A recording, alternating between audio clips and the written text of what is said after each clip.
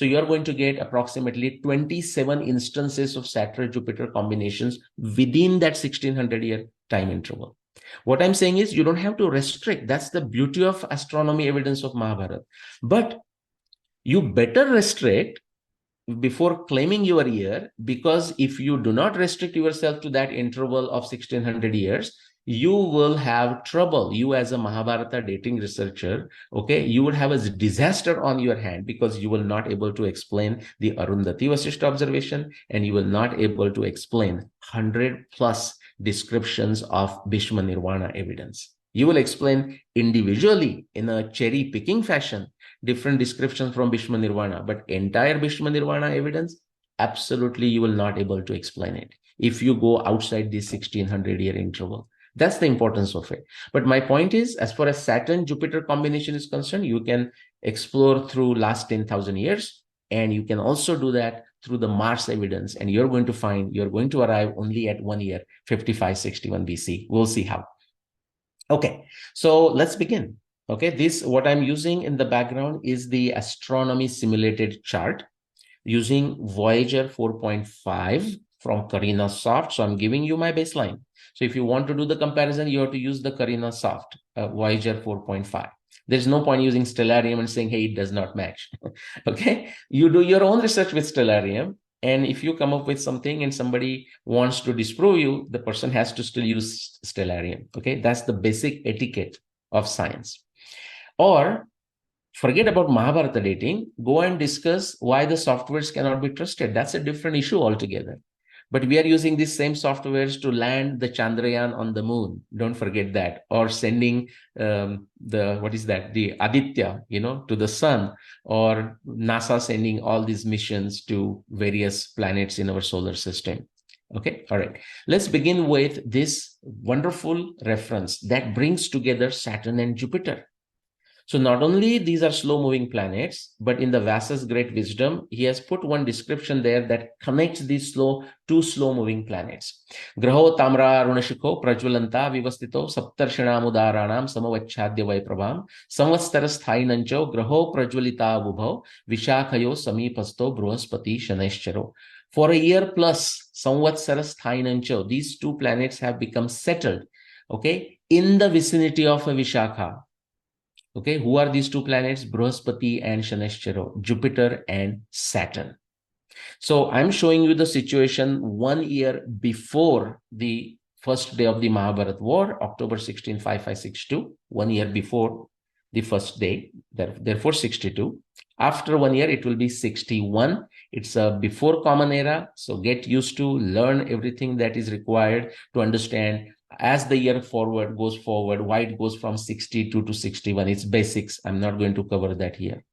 But 1 year before, why? Because this description is there for describing the scenario that was there for about a year or a year plus. So these two planets, Jupiter and Saturn, have settled near Nakshatra Vishakha. This is Nakshatra Vishakha here, with the X and VI written in between. And for 62, 1 year before the Mahabharat War, where is Jupiter? Jupiter is here, Saturn is here. Okay, so just so that everyone can easily see it, what I'm going to do is show this Saturn. Now, why did I place Saturn there? Well, of course, in 62, Saturn is there. But somebody may ask, why did I not try to look for a time when Saturn is right at Vishakha? Great question if you ask that. That's because there are additional descriptions of Saturn in the Mahabharata text given by Vyasadeva. They also must be satisfied. And what is that description? Bhagam nakshatra akramya Surya putrena pidate. The Surya Putra, Saturn, was near nakshatra Bhaga Uttara Falguni. So that's here. What about Saturn? What else do we know about Jupiter? Jupiter, it says, and I'm asserting that Shama Graha referred to there is a Jupiter. And if you have a question, we can do that in a question answer. Shamo Graha Prajulita Sadhuma Sahapavaka, whatever this Shama planet is, has become bright and has settled Tishtati near Nakshatra Jeshta. Okay, this is Jeshta here. And when it goes retrograde, you're going to see it's going back and forth like this. Okay, So based on that, and there is additional reference that you're going to see, that this Jupiter also needs to be in the vicinity of Nakshatra Shravan. Okay, based on that, I have said, meaning I have interpreted the 10 observations of Saturn and Jupiter and said this is demanded, required, necessary out of the positions of Saturn and Jupiter. And I'll list that. So this is our first step. Okay. All right.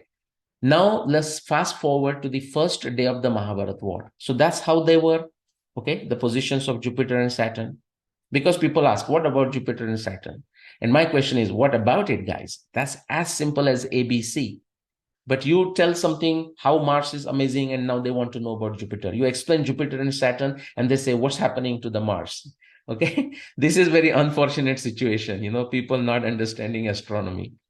Okay, you have to solve one thing at a time and bring together.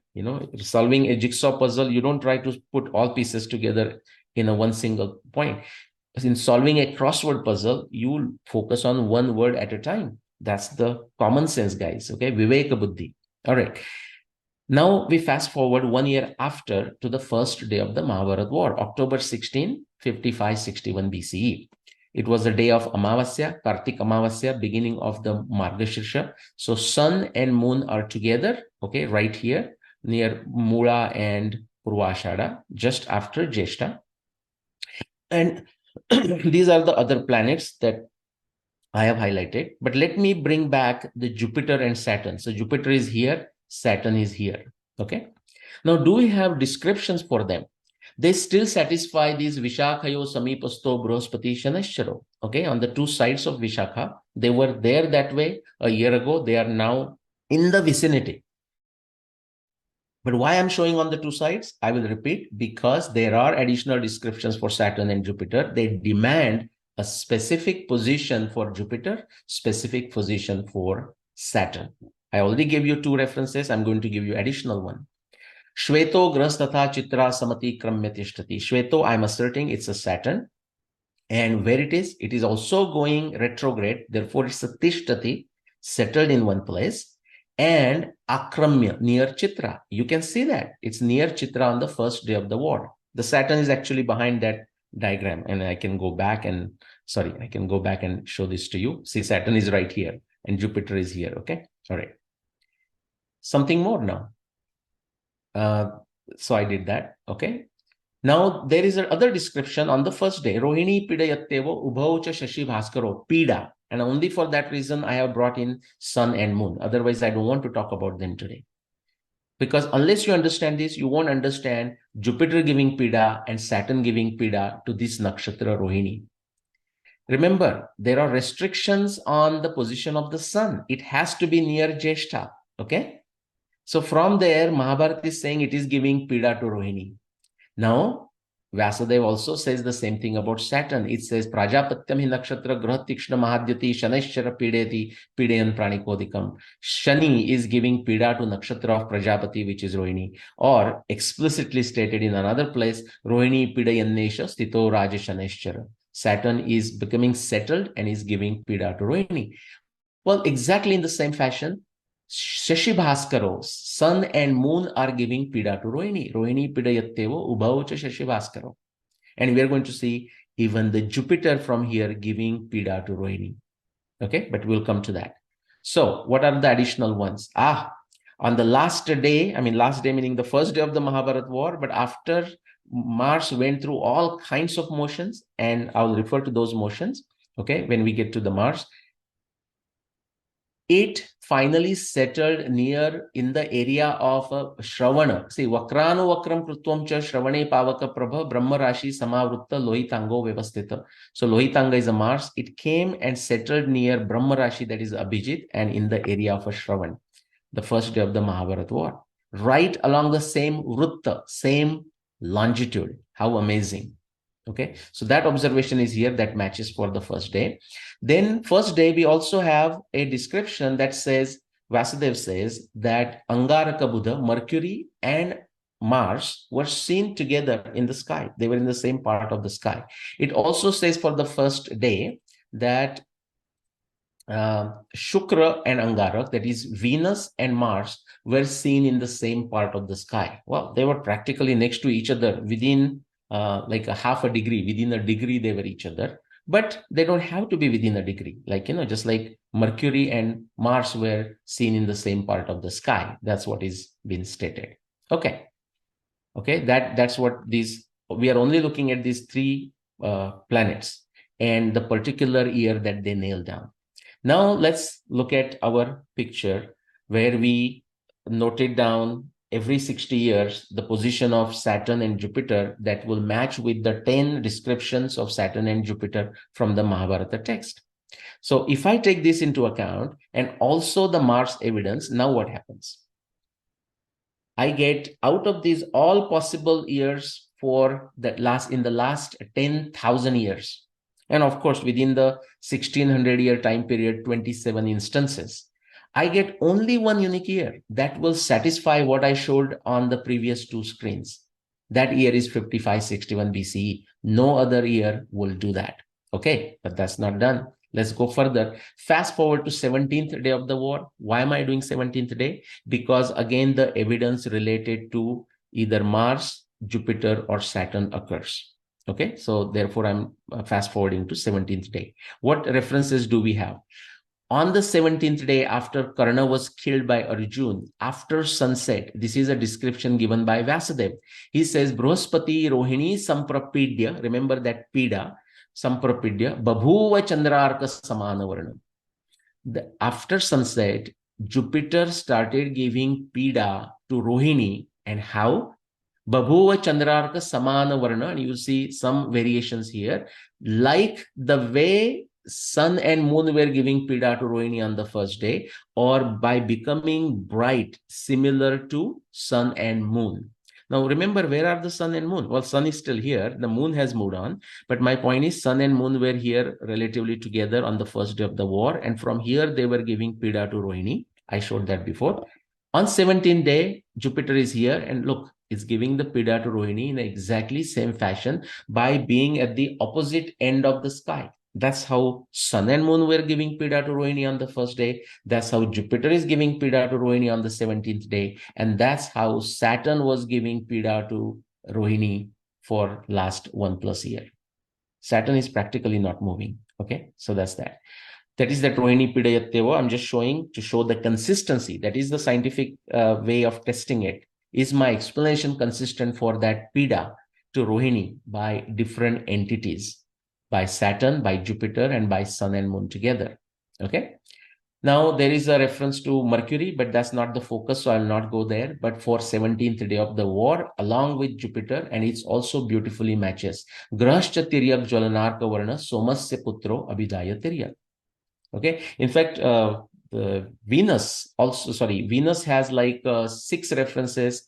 Mercury has 8 references, and they can also be matched, but they're not required to arrive at 5561 BC.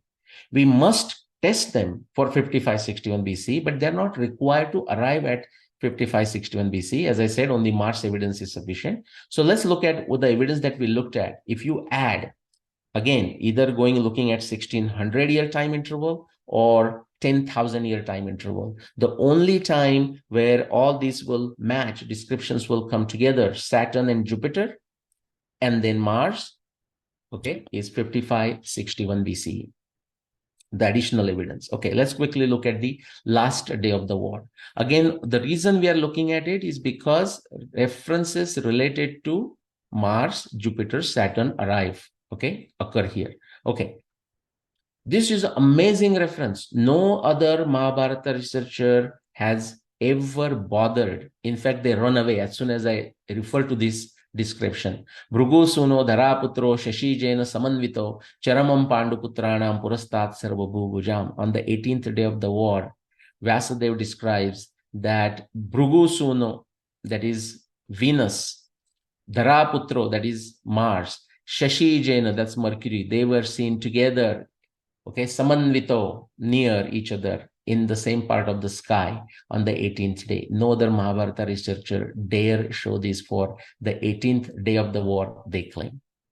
Okay, Mars is there, therefore I just included that. Okay, here Saturn. This is something I wasn't even aware in 2009, 2011. But somebody, like many of you may know the names, Sai Swarupaji, she writes wonderful novels related to the Indic narratives. She was studying the 18 days descriptions from the Mahabharata, and I requested her if she can bring anything astronomy to my attention just to check if I have missed anything. And sure, I had missed some, 4 or 5. And one of them, the other 4 and 5 also match, but they are pretty minor and not related to these planets. So I'm not mentioning it. But this one, I had missed it altogether. Vyadrushata tadashalyo yudhishthira samipataha rane chandramaso bhashye shaneshchara iva graha. On the 18th day, Shalya and Yudhishthira were fighting by being close to each other, samipataha. And this terrestrial description, Vasudev is describing and encoding, encrypting in his Mahabharata text using the celestial situation. Why? Astronomy is time. How? Chandra, Rane Chandramaso Bhashye Shaneshchara Ivagraha.